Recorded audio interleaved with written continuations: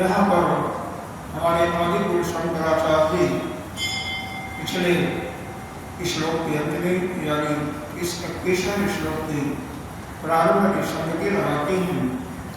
जो पीछे कहा गया था कि सुख दुख का भोक्तृत्व ही पुरुष का संसारित्व, यानी यह जीव जो है यहाँ पर पुरुष शब्द याद रखें, जीव के लिए ही कहा गया है। यशांत दर्शन के अनुसार ही इसका यहाँ पर प्रतिपादन हो रहा है। और यहाँ पर प्रकृति का अर्थ इस शरीर से करवाना है। यही हमारे शास्त्र में हम उसके शब्दों का ठीक ठीक नहीं लगा पाते हैं, क्योंकि लक्ष्य कहीं होता है और शाब्दिक अर्थ कहीं होता है, तो उसके अर्थ को न समझ करके हम गलत कर करते हैं। तो यहाँ पर यही बताया है कि जो भी जीव इस प्रकृति का साथ करते हुए सुख दुख का जब अनुभव करने लगता है, यानी शरीर का साथ करता है, शरीर से अपने को अलग नहीं मान करके शरीर को ही अपना मान रखता है, और उसके कारण से शरीर के कारण से जितने भी संबंध हैं उनको भी अपना मान रखता है, तो उसके कारण से वो सुख ही होता है। तो उसमें इस कारण से यह सुख दुख है, तो इसी को बताने के लिए यह अगला प्रश्न है। सुख दुख हमें महसूस होता है, यह निश्चित रूप से जो भी पुरुष मनुष्य ही नहीं बल्कि जो भी जीव इस संसार में सृष्टि में आए हैं, सभी सुख और दुख से ग्रसित। केवल वही उससे पार हो जाते हैं जो कि ज्ञानी हो गए हैं, जो ब्रह्म ज्ञान को प्राप्त कर चुके हैं। ब्रह्म ज्ञान वही है जो हर समय अपने स्वरूप में स्थित होना समझ लेता है। उसके लिए पहले तो शरीर से अपने को अलग करना और बाद में यह जीवंत भाव है उसको भी समाप्त कर देना। कि जीवंत भाव क्या है? यह कर्तृत्व, भौतिक और ज्ञातृत्व तीन ग्रंथियां पड़ी हैं, इनको अपने ज्ञान के माध्यम से अपने अंदर से निकाल के रख। देखो यह तीनों इस कारण से पड़ी हैं, यह जो शरीर है इसके कारण से कर्तृत्व का नाम है, यानी शरीर को जब आप अपना मानते हो तो शरीर के द्वारा जो कर्तव्य होते हैं, कर्म होते हैं, जितने भी कर्म होते हैं शरीर के माध्यम से ही होते हैं, और उस कर्तृत्व करने के अधिकार अभिमान को त्याग देना। क्योंकि आपका शरीर है ही नहीं है, शरीर से आप अलग हैं। अगर ऐसा आपने सुदृढ़ विचार आ जाता है तो कर्तृत्व करना का भाव अपने आप समाप्त। और जब इंद्रियों के माध्यम से, ज्ञानेंद्रियों के माध्यम से जो इस ज्ञान का जो अनुभव करते हो, क्योंकि आप इन इंद्रियों से भी अपने को अलग मान लिए तो ज्ञातृत्व करना का भी अभिमान खत्म होगी। और अंतःकरण क्योंकि यह भी जड़ ही है, यह भी शरीर का ही एक भाग है, इससे भी अपने को नाता तोड़ दिया, कर्तृत्व का भी भाव समाप्त हो जाता है। तो ये तीनों जो ग्रंथियां हैं जो कि आपको संसार में ले जाती हैं, संसार में ले जाने के लिए ही मुख्य हेतु हैं। यह आपका शरीर, कर्ण में दशों इंद्रियां और यह अंतःकरण, चारों अंतःकरण, यही संसार में ले जाने के लिए आपकी मुख्य कारण। और इनसे जब अपने को अलग कर लेते हो तो यह जीवंत भाव की तीनों ग्रंथियां आपसे अलग हो जाते हो, यानी वो आप अलग हो जाते हो। आपके अंदर न तो कर्तृत्वपना का मान, न तो भौतिकपना का, न तो कर्तृत्वपना का, तो यह जीवत्व ही समाप्त हो जाता है और आप नित्य शुद्ध मुक्त वही परमात्मा। बहुत कोई मुश्किल नहीं है समझना, बहुत आसान है, थोड़ा सा अपनी बुद्धि पर जोड़ना। होता क्यों नहीं है, क्यों नहीं हमें समझ में आता है, तो उसका मुख्य कारण यह है कि जन्म जन्मांतर का जो बल है, ये जो संस्कार है हमारे चित्त में जो लिखा हुआ है, उसको हम समाप्त नहीं करते हैं और हम चाहते हैं कि मैं ब्रह्म ज्ञान को प्राप्त करूं। भाई उसको अगर करना है तो जो हमारे वेद में विहित कर्म बताए गए हैं, क्या बताए गए हैं पूर्वांशा में, यज्ञ दान का 3 प्रभाव में बताया गया है। यही चीजें भगवान गीता जी के 18वें अध्याय के 5वें श्लोक में भी बताया है, यज्ञ दान तपो कर्म न त्यजेत, कर्तृत्व हमेशा करते रहना चाहिए। यज्ञो दान तपस्यैव पवित्राण मनीषी, मनीषी अर्थात जो विचारक हैं, जो ज्ञानी लोग हैं, वह कहते हैं कि यज्ञ दान और तप यह अंतःकरण को पवित्र करता है। शर्त है कि आप किसी कामना के लिए यह न करें। अगर आपके मन में जरा सा भी यह कामना होती है तो आपका अंतःकरण पवित्र नहीं होता। जैसे दृष्टांत के फलस्वरूप कोई मंदिर में या आश्रम में अपने पत्नी के नाम से या अपने पिता के नाम से अगर पत्थर लिखवाया और अपना भी लिखवाने वाले का, करने वाले का नाम लिखा दिया, तो आपका वो जो पत्थर दिखेगा वो जस हो गया ना, तो आपका पुण्य तो समाप्त हो गया। वास्तव में बहुत बड़ा सूत्र है। मुख्य सूत्र यही है कि हम यदि कोई पुण्य कर्म करते हैं और उसका गुणगान करने लगते हैं तो वह पुण्य समाप्त हो जाता है। और यही अगर पाप कर्म भी हमसे होता है, क्योंकि हम इसको छिपा लेते हैं, अगर पाप को हम वर्णन करें दूसरों को तो सुनने वाले उसको बांट लेंगे और आपका पाप समाप्त होगा। इसलिए अगर आपसे गलत काम होता है तो इसको खूब प्रचार करो।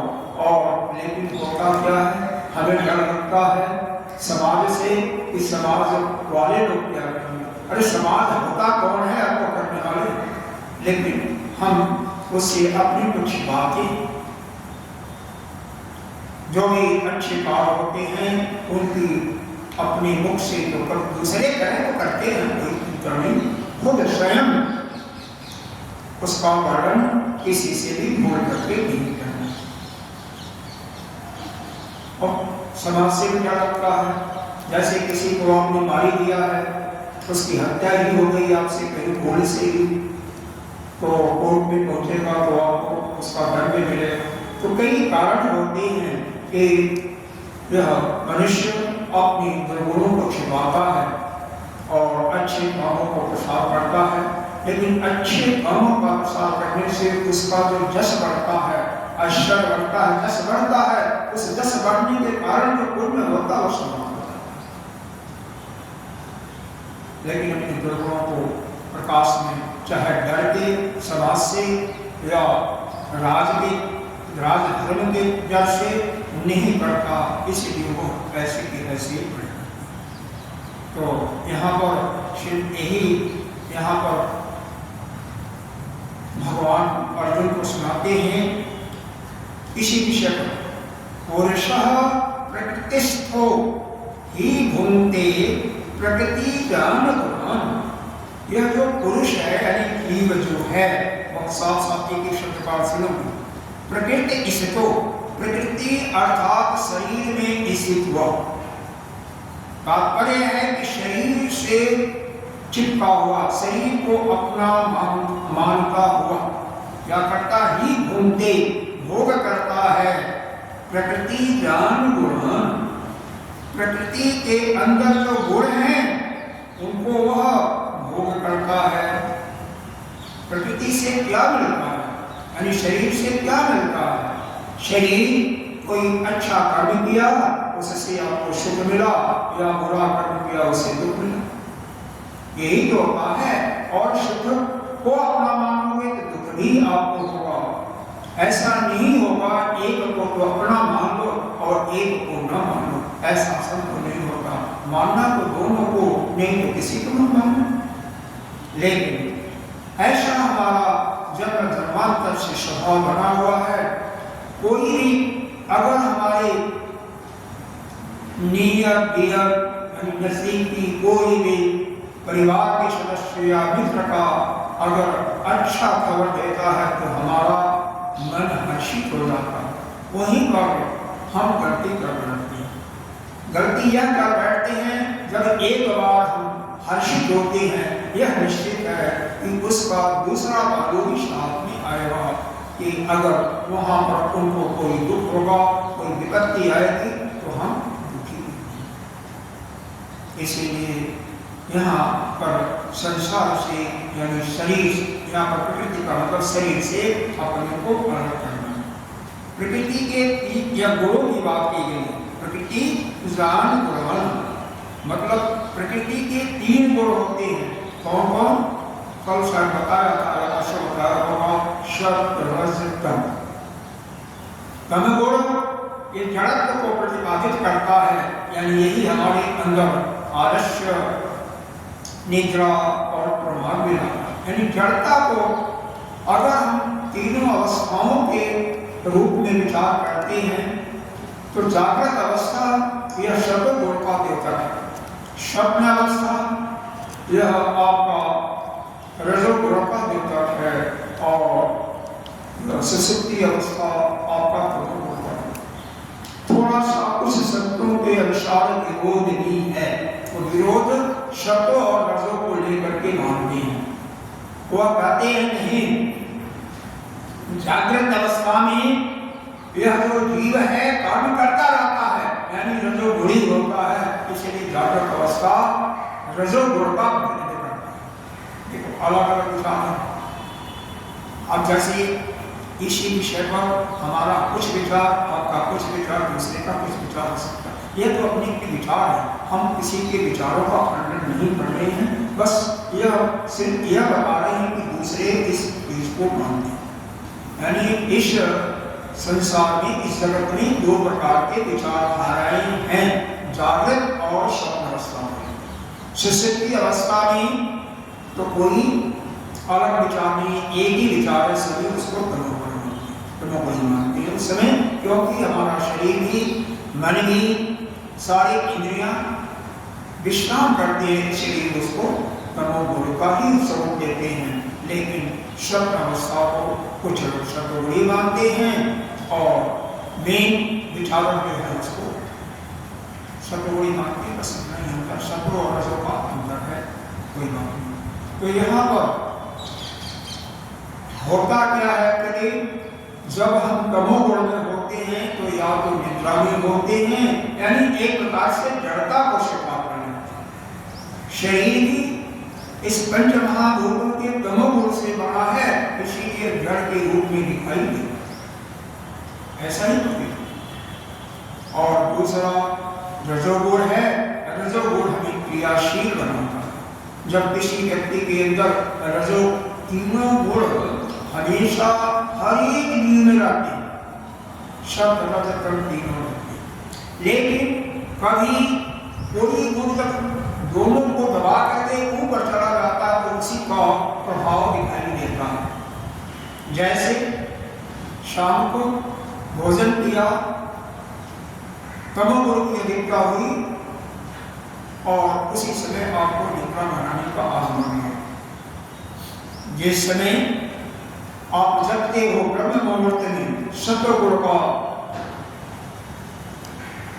भारी होता है, दोनों पर हावी हो जाता है, उस समय आपका ध्यान में, पूजा पाठ में, स्वाध्याय में मन लगता है। विद्यार्थियों को इसीलिए कहा जाता है कि ब्रह्म मुहूर्त में जो पढ़ोगे वह दिन में 2 घंटा के बराबर तुम्हारा 1 घंटे का पढ़ना ही करना होता है। उसमें पूरा जो भी पढ़ोगे उसको आसानी से वह तुम्हारे हृदय में है। और दिन में फिर हम नाना प्रकार के निर्देशों को भारी पड़ जाता है तो एक काम करते हैं, काम को छोड़ के दूसरा, फिर तीसरा, फिर चौथा, इस प्रकार से हम काम करते रहते हैं। तो इन प्रकृति के उन गुणों के कारण ही हम, उसका फल क्या है, केवल अगर एक शब्द, एक 2 शब्दों में तो सुख और दुख, सुख होगा या दुख होगा, तीसरा नहीं होगा। इस शरीर के द्वारा जितने भी कर्म होते हैं आप एक एक कर्मों को देख लीजिए, एनालिसिस कर लीजिए, उसका फल है आपको सुख मिला होगा, आपको अच्छा लगा होगा या दुख मिला होगा। इसके अलावा तीसरा फल नहीं। राजनीति सुख कर सकते हैं लेकिन मुख्य रूप से सुख हो। तो अब प्रश्न यह है कि आप इस सुख दुख में पड़े रहना चाहते हो या हमेशा के लिए आध्यात्मिक सुख की प्राप्ति करना चाहते हो। आध्यात्मिक सुख की प्राप्ति का तात्पर्य क्या है? हमेशा आनंद में मग्न हमेशा।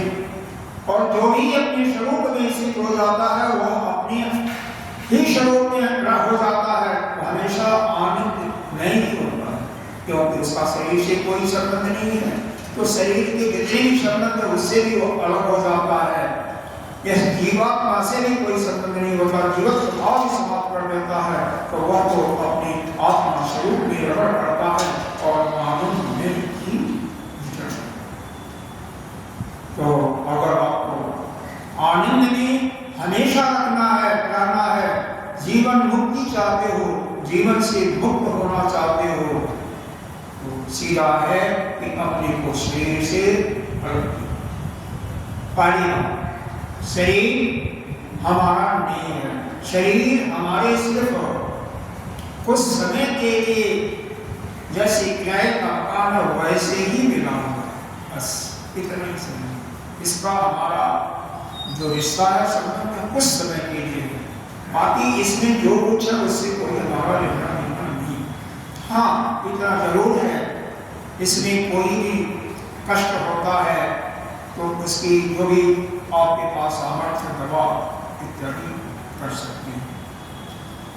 क्यों? छत अगर छूने लगता है, किराए का मकान है, तो ऊपर उसको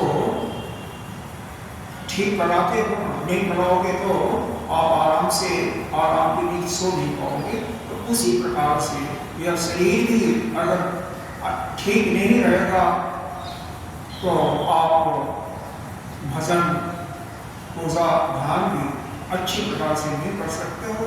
इसलिए कोई इसकी समस्या होती है तो उसके दुखों के निवृत्ति के लिए कार्य कर सकते हैं और करना भी चाहिए। कारण गुरु संगस्य सत असत योनि जन्मसु। तो यह जो कारण है गुण के संग से, यह प्रकृति के जो सत्व रज तम या तीन गुण हैं उन्हीं में संग करके, संग का मतलब उसमें आसक्त होकर के हमें क्या मिलता है?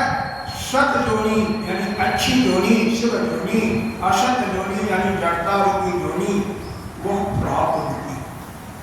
तो अगर हम प्रकृति के इन तीनों गुणों से अपने को अलग रखते हैं, अलग रखने का मतलब शरीर से अलग रखना, क्योंकि यहाँ पर शरीर को ही प्रकृति का शरीर को ही कहा गया है, तो फिर हम उसके गुणों से अप्रभावित रहेंगे और न तो उसके द्वारा शरीर के द्वारा भोगे हुए भोग को अपना भोग मानेंगे, न उसके द्वारा किए हुए कर्मों को अपना मानेंगे, न उसके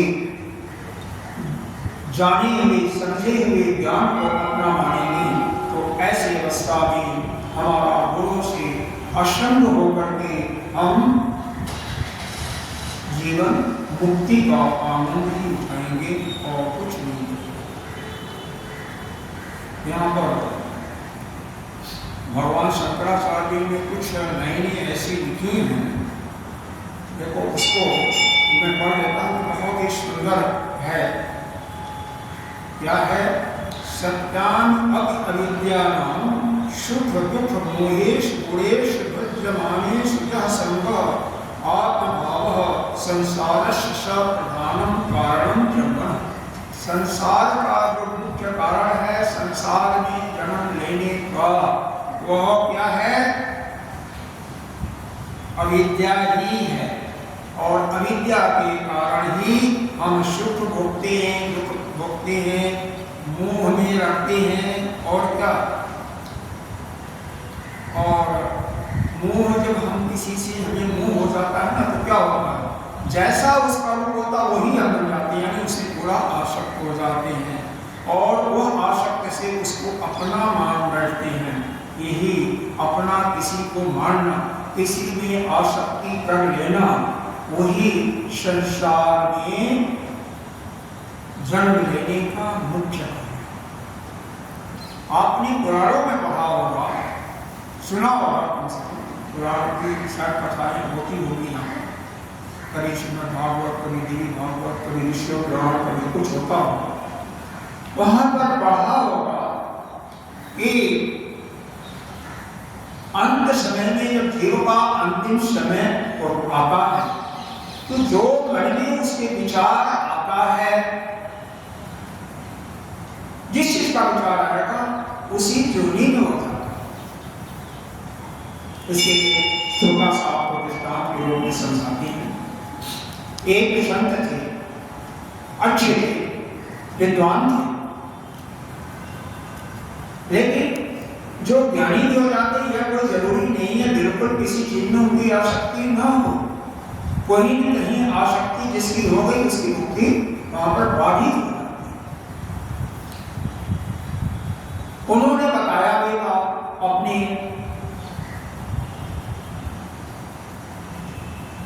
जो उनका ज्ञान था, उस ज्ञान के बल पर जिस समय मेरी मृत्यु होगी तो मेरी उल्ट गति होगी और रथ आएगा, वो मुक्ति नहीं है। रथ आता है, रथ पर कोई जाता है, जब धर्मराज लोग ले जाते हैं तो उनको सदगति मिलती है, उसको मुक्ति हम नहीं करते। मुक्ति तो यह है कि जीव यहीं पर रहा जीवन प्रभाव समाप्त करके आत्मा के स्वरूप में हो जाता है और यहीं पर।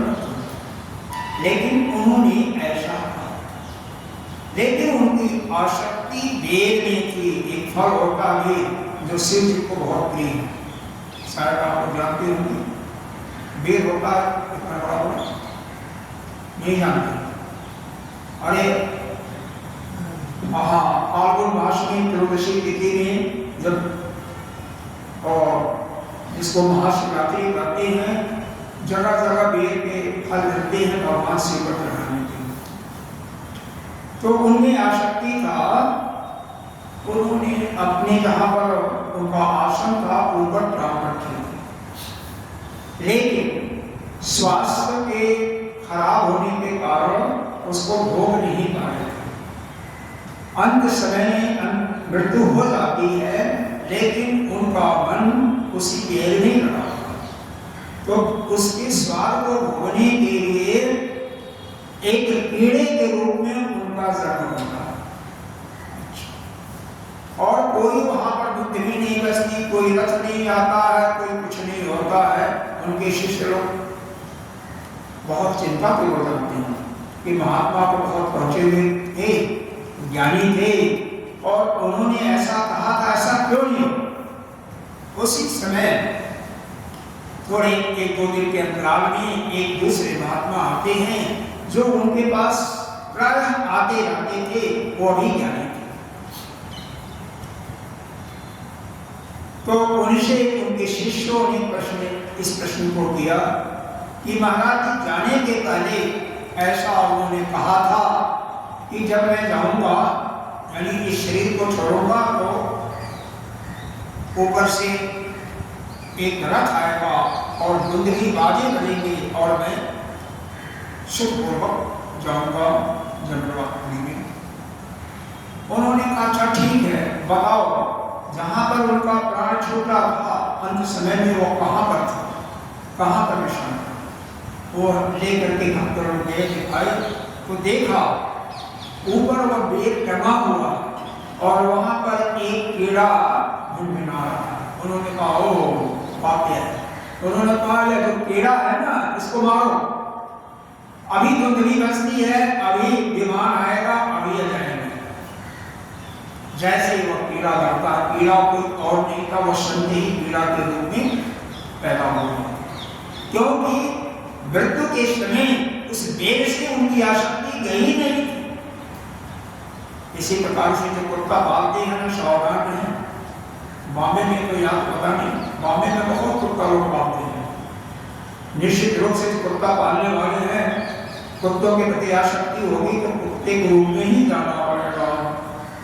दूसरा जन्म, अरे भारत की कथा सुने होंगे, भागवत में आती है, हिरण के बच्चे के प्रति आसक्ति हुआ तो हिरण के रूप में जन्म हुआ कि नहीं हुआ? एक जन्म उनका बेकार गया। उसी प्रकार से जैसे वो कीड़े को मारा जाता है, आकाश से रथ आता है, नंदवी बसती है और महात्मा अपना अपने शरीर को छोड़ते हैं। तो तात्पर्य यह है कि जब यह जीव अंत समय में जिसमें जो कोई भी उसके मन के अंदर इच्छा आएगी, इच्छा कैसे आती है? किसी वस्तु में आसक्ति जिसमें होगी उसी की इच्छा है। अगर पोते में आसक्ति होगी तो पोते का ही सुख प्राप्त करने की इच्छा होगी ना, तो पोते के यहाँ आकर के जन्म लेगा और क्या होगा? धन के तरफ लालच होगा, कृपण होगा, तो धन जहाँ रखा होगा वहीं पर सांप का जन्म लेकर के इसकी रक्षा करेगा। यही हुआ। तो यहाँ से हमें यह सीख